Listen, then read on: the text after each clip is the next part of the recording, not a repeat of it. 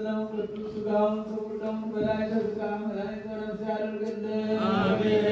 ሞቱ እንደተመለሰ ገጸ ምሕረቱን ገጸ ረድኤቱን ገጸ በረከቱን ወደ ሕዝባችን ወደ ዓለማችን ይመልስልን።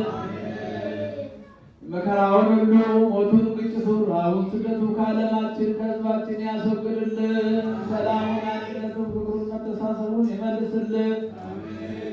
መሪር በሆነ አገዛዝ ተይዘው በሰው ሀገር በጭንቀት በእስር ቤት ያሉትን ወገኖቻችን ሁሉ ከቤት ንብረታቸው ተፈናቅለው በሜዳ ያደጉትን ሁሉ በቸርነቱ ያስብልን።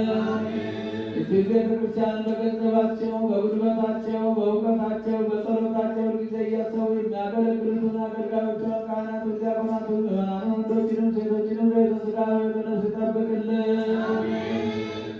በዛሬው ዕለት መታሰቢያ የተደረገላቸው ነፍሳት አግብርቱ ገብረ መስቀል ወልደ ዮሐንስ አመተ ሥላሴን አገረ ሕይወት ደጋጎቹን አብርሃም ይስሐቅ ባረፉበት ቦታ ያሳርፍልን።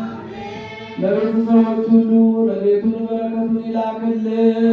በቸርነቱ ይጠብቅልን። ከሩቅም ከቅርብ መጥታችሁ በዚህ ቅድስት ቤተክርስቲያን ያቀረባችሁትን ጸሎታችሁን፣ ልመናችሁን፣ ስጦታችሁን፣ መባችሁን ተቀብሎ የየልቡናችሁን መሻት ይፈጽምልን። በዓሉ የሰላም የበረከት በዓል ያድርግልን። ከእናታችን ከቅድስተ ቅዱሳን ከድንግል ማርያም ረድኤቷን በረከቷን ያሳድርብን። ለብርሃነ ልደቱ በሰላም ያድርሰን። አቡነ ዘበሰማያት